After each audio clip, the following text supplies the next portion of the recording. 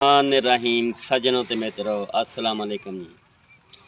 लो जी अज साडा काफ़ी दिनों बाद मूड बन गया जनाब के धुप निकली इधर ते ग्रीन सिटी जाके ते कोई व्लॉगिंग भी कर ली है जनाब ते कोई टिकटॉक वगैरह जो भी है यानी कि कर हुआ ते एक खास सानू टॉपिक का कहा गया वा कि कल परसों का फेसबुक ते जनाब वो तड़ातड़ वो दिखा रहे हैं जनाब वो वाकया के जेड़ा दो भरा अपने प्यो नूं कुट्टी जान डे फिटे मूँह इन्हां दा।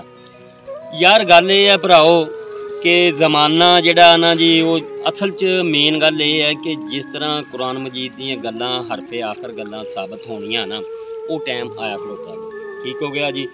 मुसलमानां दी किताब है कुरान मजीद ते ओहदियां गल्लां जिहड़ियां जी हरफे आखिर जिहड़ियां वो साबित होणियां वा जिहड़ा कि दुनिया तो हुण जिहड़ा कि ते प्यार जिहड़ा जी वो खत्म हो चला वा तकरीबन ही जिहड़ा कोई थोड़ा बहुता रहिंदा वा बस वो ही है बाकी तकरीबन खत्म हो गया ठीक है।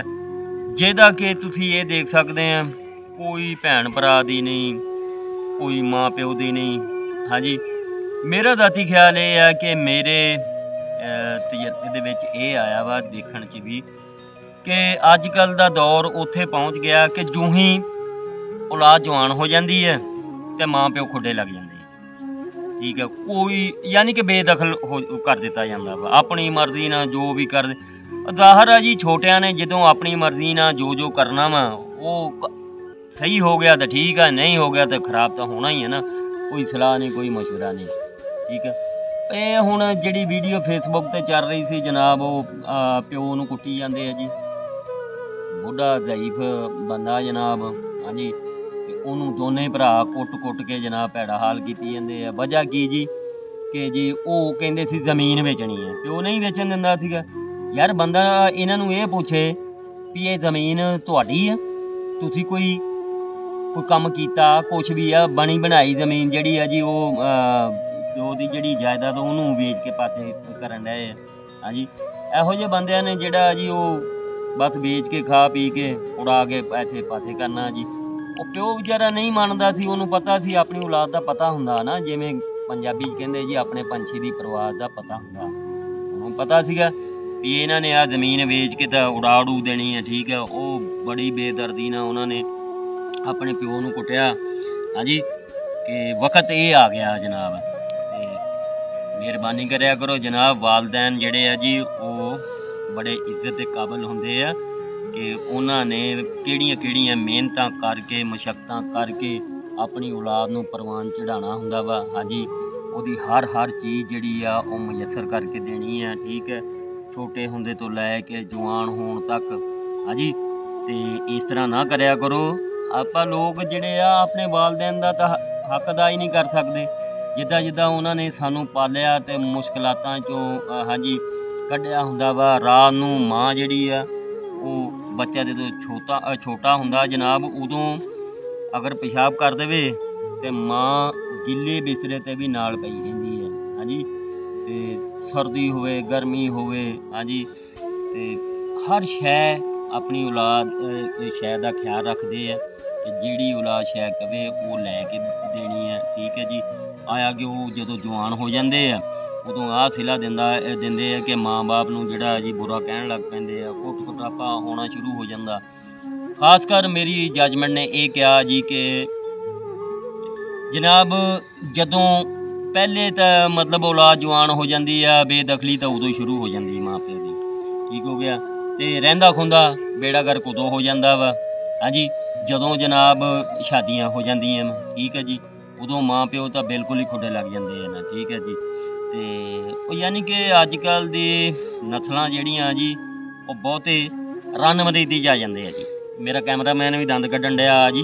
हाँ जी तो गल ये है रन मरीदी दे विच हुण दौर ही इदां दा हो गया वा रन मरीदी दे विच कहण दा मकसद ये है भी जो रन ने कहना वो करना वा ठीक है ना तो उत्थे वालदैन ना माड़ी हुंदी है ठीक है हालांकि इदां नहीं होना चाहिए ठीक हो गया।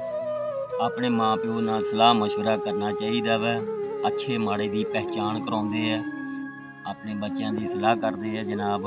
हाँ जी आया कि अजकल कोई मशवरा नहीं कोई कुछ नहीं बस जी दौलत ਜਾਇਦਾਦਾਂ ਜਿਹੜੀਆਂ ਉਹਨਾਂ ਦੇ ਪਿੱਛੇ ਹੀ ਹੋਏ ਰਹਿਣਾ ਜੀ, ਸਾਨੂੰ ਸਾਰਾ ਕੁਝ ਲੱਭ ਜਾਏ ਜਨਾਬ। ਹਾਂਜੀ, ਤੇ ਵਾਲਦੈਨ ਵੀ ਜਿਹੜੇ ਆ ਜੀ ਯਾਦ ਰੱਖਣ ਇਹ ਗੱਲ।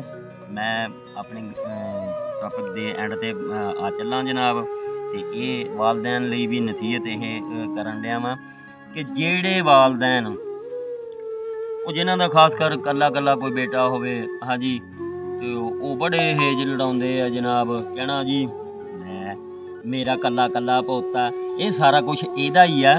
ਹਾਂਜੀ, ਇਹ ਗਲਤ ਹੈ। ਯਾਦ ਰੱਖੋ, ਜਿਹੜੇ ਇਸ ਚੀਜ਼ ਨੂੰ ਇਸ ਤਰ੍ਹਾਂ ਕਰਦੇ ਆ ਨਾ, ਉਹ ਐਂਡ ਤੇ ਜਾ ਕੇ ਧੱਕੇ ਹੀ ਖਾਂਦੇ ਆ, ਠੁੱਡੇ ਖਾਂਦੇ ਆ, ਔਰ ਬੇਦਖਲ ਕਰ ਦਿੱਤਾ ਜਾਂਦਾ ਵਾ। ਉਹੀ ਜਿਹਦੇ ਤੁਸੀਂ ਹੇਜ ਇੰਨੇ ਲੜਾਉਂਦੇ ਹੋ, ਉਹੀ ਔਲਾਦ ਜਿਹੜੀ ਆ ਉਹ ਤੁਹਾਨੂੰ ਠੁੱਡੇ ਮਾਰ ਕੇ ਘਰੋਂ ਕੱਢ ਦਿੰਦੀ ਆ। ਯਾਦ ਰੱਖੋ ਕਿ ਠੀਕ ਆ, ਬੱਚਿਆਂ ਦਾ ਹੱਕ ਜਿਹੜਾ ਵਾ, ਔਲਾਦ ਦਾ ਹੱਕ ਪੂਰਾ ਸ਼ਰੀਅਤ ਦੇ ਮੁਤਾਬਕ ਦੇਣਾ ਚਾਹੀਦਾ ਵਾ, ਇਹਦੇ 'ਚ ਕੋਈ ਸ਼ੱਕ ਹੀ ਨਹੀਂ, ਠੀਕ ਹੈ ਜੀ।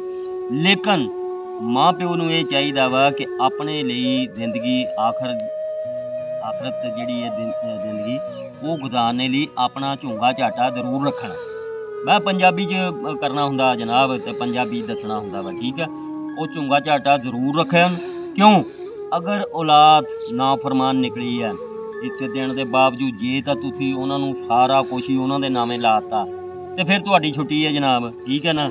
ਤੇ ਕਿਉਂਕਿ ਸਾਰਾ ਕੁਝ ਤੁਸੀਂ ਉਹਨਾਂ ਦੇ ਨਾਂ ਲਾਤਾ, ਖੁਦਾਰਾ ਇਹ ਕੰਮ ਨਹੀਂ ਕਰਨਾ, ਸ਼ਰੀਅਤ ਦੇ ਮੁਤਾਬਕ ਲਾਓ ਉਹਨਾਂ ਦੇ ਜੋ ਕੁਛ ਹੈਗਾ ਵਾ, ਠੀਕ ਹੈ। ਲੇਕਿਨ ਇਹਦੇ ਨਾਲ ਨਾਲ ਇਹ ਵੀ ਹੈ ਕਿ ਆਪਣੀ ਜ਼ਿੰਦਗੀ ਬਸਰ ਕਰਨ ਲਈ ਕੁਛ ਨਾ ਕੁਛ ਜਿਹੜਾ ਨਾ ਜ਼ਰੂਰ ਰੱਖੋ, ਕਿ ਜਿਹੜਾ ਅਗਰ ਵਾਲਦੈਨ ਨੂੰ ਔਲਾਦ ਧੱਕਾ ਦਿੰਦੀ ਆ, ਮਤਲਬ ਦੁਦਕਾਰ ਕੇ ਕੱਢ ਦਿੰਦੀ ਕੁਛ ਵੀ ਹੈ, ਉਹ ਇੰਨਾ ਕੁ ਸਾਸਾ ਉਹਨਾਂ ਕੋਲ ਹੋਵੇ ਕਿ ਜਿਹੜਾ ਆਪਣੀ ਆਖਰੀ ਜ਼ਿੰਦਗੀ ਜਿਹੜੀ ਹੈ ਨਾ, ਉਹ ਆਖਰਤ ਦੀ ਜ਼ਿੰਦਗੀ ਬੜੀ ਅੱਛੇ ਤਰੀਕੇ ਨਾਲ ਗੁਜ਼ਾਰ ਸਕਦੀ ਹੈ, ਠੀਕ ਹੈ।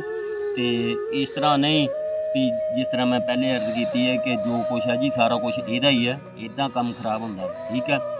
ਤੇ ਬਾਕੀ ਯਾਦ ਰੱਖਣ ਕਿ ਆ ਨਿਊ ਜਨਰੇਸ਼ਨ ਜਿੰਨੀ ਦੇਰ ਤੱਕ ਆਪਣੇ ਵਾਲਦੈਨ ਦੀ ਇੱਜ਼ਤ ਨਹੀਂ ਕਰਨਗੇ, ਕਾਮਯਾਬੀ ਇਹਨਾਂ ਤੋਂ ਬਹੁਤ ਦੂਰ ਚਲੀ ਜਾਏਗੀ, ਠੀਕ ਹੈ ਜੀ।